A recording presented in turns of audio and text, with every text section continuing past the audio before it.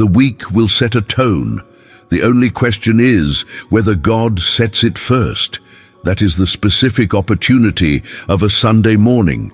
Not the only day where God can speak, the day where the week has not yet spoken, where Monday's first demand has not landed, where the inbox has not rendered its assessment of what the week will require, where the calendar has not begun its sequencing of what comes first and what comes after. The week is present on Sunday only as possibility, as the unopened thing, as the week that has not yet said anything about itself because it has not yet been entered. And in that space, before the week has said anything, God can set the tone the week will be lived from, rather than the tone the week will impose on the person living it. Those are two entirely different weeks. Same events, same demands, same people and situations and obligations, but entirely different interior experience. Because what was set in the interior before the week arrived determines how the week is received when it does. This is Sunday, May 3rd, the first Sunday of May, the beginning of a new month's second week. The threshold, morning before the first full week of May, has revealed what it intends to be, before the Monday that is coming has set the pace it will run at. Before the obligations have assembled and the unexpected things have announced themselves, and the week has established what kind of week it is going to be, right here, in this space. Before all of that, God sets the tone. His word declares in the book of Psalms, chapter 90, verse 14, to satisfy us in the morning with your unfailing love, that we may sing for joy and be glad all our days. Satisfy us in the morning. The satisfaction of the morning shapes all our days, not just Sunday. The morning that receives God's unfailing love as its first word is the morning that produces the day, that produces the week, that produces the life. The satisfaction comes first. The singing for joy and the gladness follow from it. And it begins here, on a Sunday morning, before the week has had its say, before we enter this prayer, write in the comments right now, Lord, set the tone for this week before the week sets it without you. I give you Monday before Monday takes what Sunday leaves unprotected. Write it as the deliberate act of handing the week's beginning to the one who was meant to receive it before the week takes it by default. Like this video as an act of choosing God's tone over the week's default. Subscribe to this channel so we can begin every week together before Monday has had a chance to set the interior without God's input. And share this prayer with someone who needs to give God the week before the week gives itself to them. What you send might change how their entire week begins. Now let us give God the first word before the week has its say. Lord, my God and my Father, I come before you on this Sunday morning, and I bring something that most Monday mornings do not receive. Intention. The deliberate pre-week act of deciding what the week will be built on before the week has had a chance to build itself on whatever the Monday provides. The week that is coming will not be built on its own foundation. It will be built on what was established here. In this prayer, in this morning, before a single Monday obligation has presented itself, I bring the week to you, the whole unwritten shape of it. The Monday I can partially see, and the Tuesday I cannot, and the Wednesday that will arrive with whatever Wednesday arrives with, the people in it, the decisions it will require, the conversations that will happen, and the ones that will need to be initiated. The unexpected things already present in God's knowledge, though not yet in mine. All of it, before you, now, before it has a chance to present itself to me in the order it will choose, rather than in the order I am choosing now. Receive it, Lord, and set the tone before it sets itself. Your word declares in the book of Proverbs, chapter 16, verse 3, to commit to the Lord whatever you do, and he will establish your plans. Commit whatever you do. The plans are committed before they are executed. The week is given before it is lived. And from the committed position, the establishing follows, not the person's establishing, God's. The week's shape taking form not from what Monday's first demand produces, but from what the Sunday morning commitment established. The committed week is different from the default week, not different in its external events, different in the quality of the person navigating those events. The person who committed the week before Monday arrived carries something into the Monday that the person who did not commit does not carry, a tone set by God. Before the week's noise had a chance to set it differently. And Father, I want to ask for something that the committed week specifically produces that the uncommitted week cannot. Expectation. The person who gave the week to God is the person who is watching for what God is doing in it. They are not simply managing what the week produces.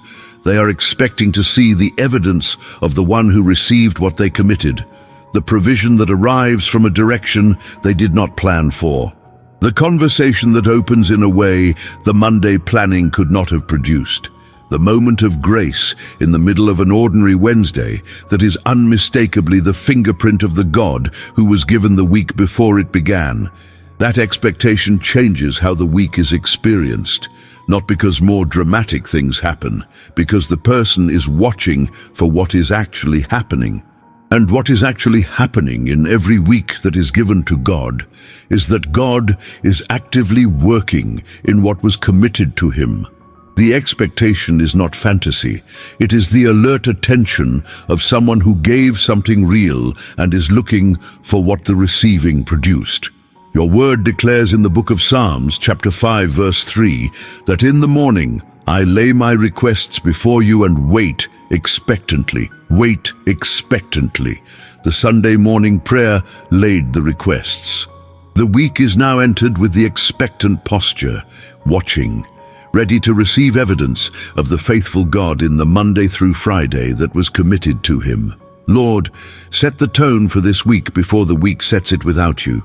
I give you Monday before Monday takes what Sunday leaves unprotected. Father, I want to name what it means for God to set the tone, because tone is not mood, and the difference matters. Mood is contingent on what happens. The meeting went well, and the mood is good.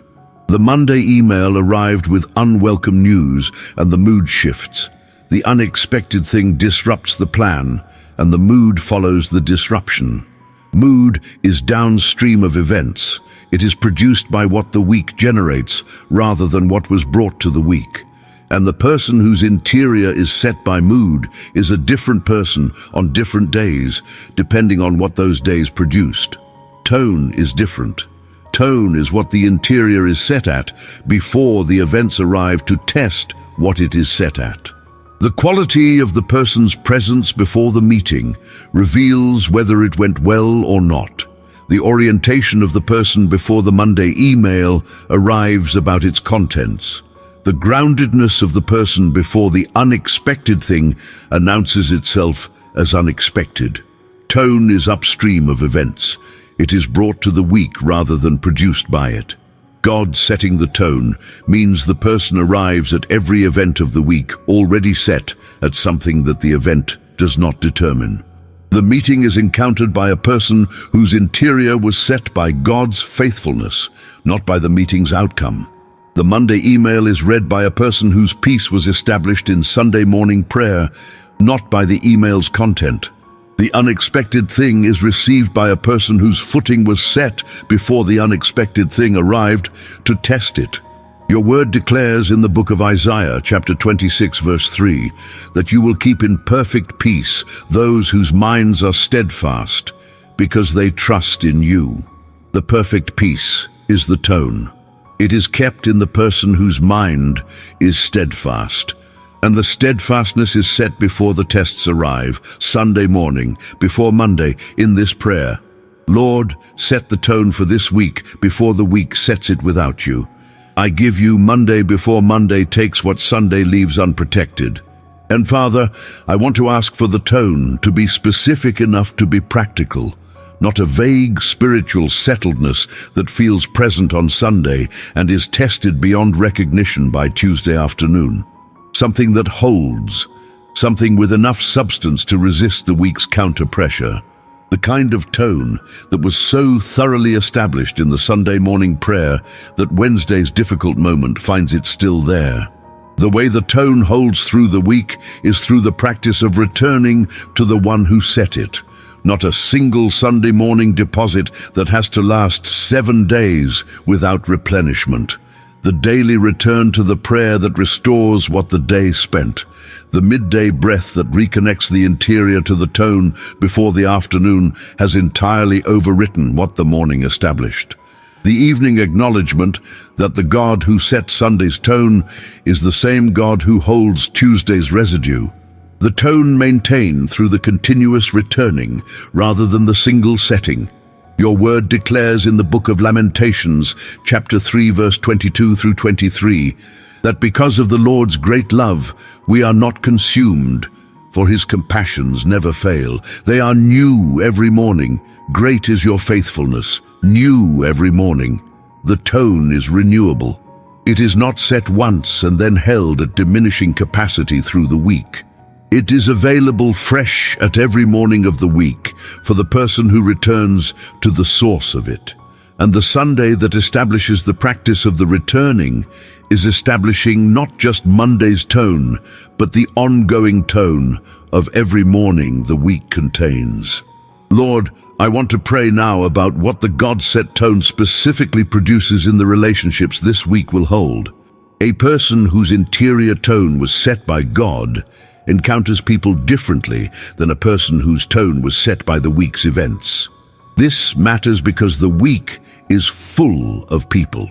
People who need something, people who present difficulty, people who arrive at moments when the interior's reserves are already being drawn on. And the quality of what those people receive is shaped significantly by what the person's interior was set at before they arrived. The person whose tone is set by God brings patience that was not manufactured in the moment of its need. The patience is available because the interior was established at a frequency that patience can draw from, rather than the depleted frequency that the reactive, event-driven interior produces by Wednesday. The patience is not performed, it flows from the tone. The person whose tone is set by God brings genuine curiosity to the people they encounter, rather than the preoccupied attention of someone whose interior is already running the next thing before the current one is complete. The curiosity is available because the interior is not occupied with its own agenda. It was set to a frequency that has room for the other person's actual experience. Genuine curiosity. The rare gift of a person who is actually interested in what the other person is saying. Your word declares in the book of Philippians chapter 2, verses 3 through 4, to do nothing out of selfish ambition or vain conceit. Rather, in humility, value others above yourselves, not looking to your own interests, but each of you to the interests of the others. The valuing of others above the self is not a discipline the interior performs under pressure. It is the natural expression of an interior that was set by the God who demonstrated exactly that, valuing in the most complete possible way. The tone produces the valuing, and the valuing produces the week's relationships in a quality that the self-centered, event-driven interior cannot match. Lord, set the tone for this week before the week sets it without you. I give you Monday before Monday takes what Sunday leaves unprotected. Father, I want to ask for something practical about the first hours of Monday that the Sunday morning tone specifically prepares, because Monday morning is the most critical moment for whether the tone holds. The Sunday morning prayer sets it. The Sunday afternoon maintains it in the relative quiet of the day's restful architecture. The Sunday evening holds it. And then Monday morning arrives and everything the week has been organizing, while the person was in the weekend, presents itself simultaneously. The inbox and the calendar and the obligations and the concerns and the people all assert their claims at once. And the first moments of Monday are the most powerful test of whether what was set in the Sunday morning prayer actually holds. The person who enters Monday, having given it to God in the Sunday morning prayer, enters it with an orientation that Monday did not produce. They have something the Monday has not yet had the chance to override. The tone was set first. And the first Monday moments, navigated from the God-set tone rather than from the default, produce a quality that ripples through the week in ways the rest of the week cannot easily reverse. Before Monday's first difficult thing, stop. The tone was set yesterday. It is still there, one breath, one return. The tone is available. Your word declares in the book of Joshua, chapter 1, verse 7 through 8, to be strong and very courageous. Be careful to obey all the law my servant Moses gave you. Do not turn from it to the right or to the left, that you may be successful wherever you go. Keep this book of the law always on your lips. Meditate on it day and night, so that you may be careful to do everything written in it. Meditate day and night. The tone maintained through continuous meditation on what is true, not the single Sunday deposit, the continuous returning to the word that was set as the foundation. Day and night, through Monday and Tuesday and Wednesday. The tone available at every moment the returning is practiced. And Lord, I want to ask for one more specific thing about the week ahead, a watchfulness. But first, I want to ask for something about the Sunday itself, the day that is right now here, before Monday has arrived. Sunday has its own quality that the tone-setting prayer was designed for, not only the preparation for the week, the receiving of the day itself. The specific Sunday that is here, the 3rd of May, the first Sunday of May, the day between the properly closed Friday and the not yet opened Monday. This day has its own goodness, its own invitation, its own particular texture that is different from every other Sunday. The person who used Sunday only as Monday preparation missed what Sunday was also offering as itself, the rest, the space, the unhurried quality of a day that is not structured by obligation, the family moment that the week's pace was too fast to hold, the conversation that needs the Sunday's unhurried architecture to arrive somewhere real, the stillness that is specifically available in the church service or the quiet of the afternoon or the walk in the May air that the week never had time for. Your word declares in the book of Mark, chapter 2, verse 27, that the Sabbath was made for man, not man for the Sabbath, made for man, for the person, for their rest and renewal and the specific reception of what God provides in the unhurried day. Receive Sunday as Sunday today, Lord, not only as preparation for Monday, as the gift it is in itself. And Lord, I want to ask for one more specific thing about the week ahead, a watchfulness, not the anxious watchfulness of the worried mind waiting for what might go wrong, the expectant watchfulness of the person who has given the week to God and is watching for the evidence of how God is in it. The provision that arrives from unexpected directions, the conversation that opens in a way the Monday morning could not have predicted, the moment of grace in the middle of an ordinary Tuesday that is unmistakably from the one who was given the week before it began. The person who gave the week to God in the Sunday morning prayer is the person who is positioned to see what God is doing in the week they gave him. And seeing it is itself a gift, the evidence that the one who received the week is actively in it, active, present, working in what was committed to him. Your word declares in the book of Psalms, chapter 5, verse 3, that in the morning, Lord, you hear my voice.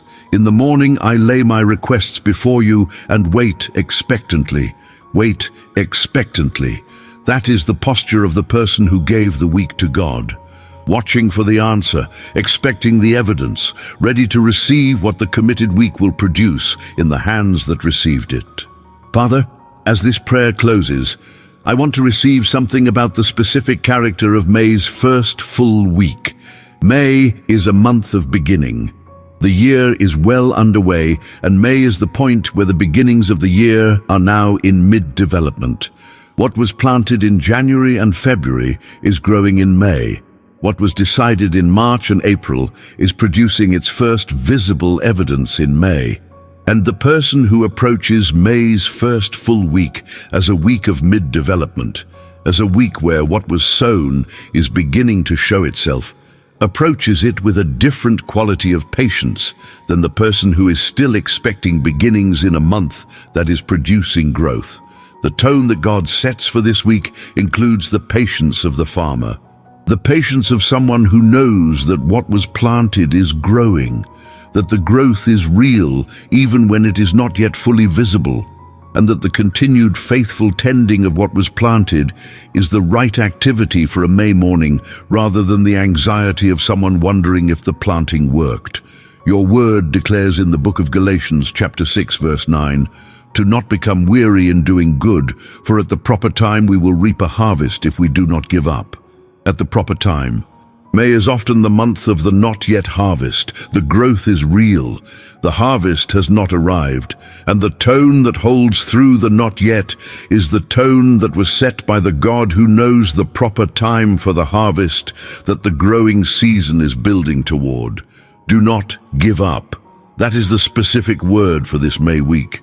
The tone that holds through the not yet includes the resilience of someone who has been here before, who has lived through previous not yet seasons and found the harvest came when the not yet became the time, who has enough evidence from previous growing seasons to trust the current one even when the growth is not yet visible from the surface.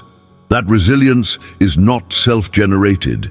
It is the accumulated evidence of a God who has been faithful through every previous season and who is the same God presiding over this May week.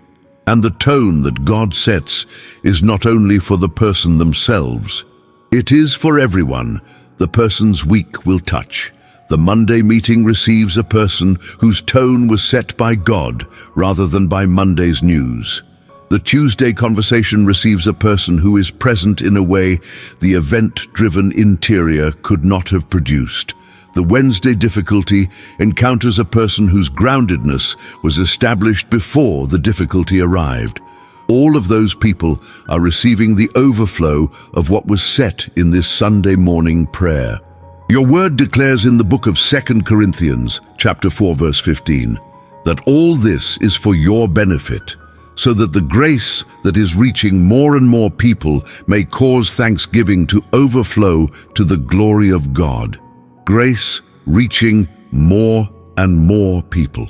The Sunday morning tone that was set by God overflows through the person who carries it into every person the week places before them, not as a spiritual performance, as the natural result of a person whose interior was set at the frequency of grace before the week's frequency could override it. Do not give up. That is the specific word for this May week.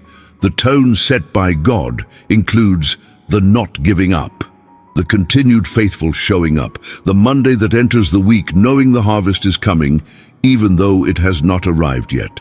That tone, set by God, before Monday has had its say. Lord, set the tone for this week before the week sets it without you. I give you Monday before Monday takes what Sunday leaves unprotected. That is the declaration this Sunday closes with and this week begins from. God has been given the week before the week has said anything about itself. The tone is set, not by Monday's first demand, by the God who was present before Monday arrived and who is already in the week that is about to begin. And the person who steps into it carries something that was received here in this Sunday morning prayer that no amount of Monday urgency can immediately override. To everyone who prayed with me this morning, go back to the comments and write it one final time. Lord, set the tone for this week before the week sets it without you. I give you Monday before Monday takes what Sunday leaves unprotected. Carry that into Monday. Return to it when the week tries to set its own tone over what Sunday established. Subscribe to this channel and come back tomorrow morning. We begin the week together.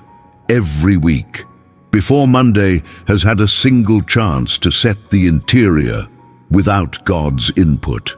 Share this prayer with someone who needs to give God the week before the week gives itself to them. What you send might change how their entire first week of May begins. May the Lord set the tone of this week in your interior before Monday has had a chance to speak. May the patience of the farmer, the curiosity of the presence, and the peace that was established before the events arrived hold through every day the week produces. May the expectant watching find what God is doing in the week you gave him. And may you arrive at the following Sunday with the quiet evidence of someone who let God set the tone and found that the tone he set was sufficient for everything the week required. In Jesus' name, amen.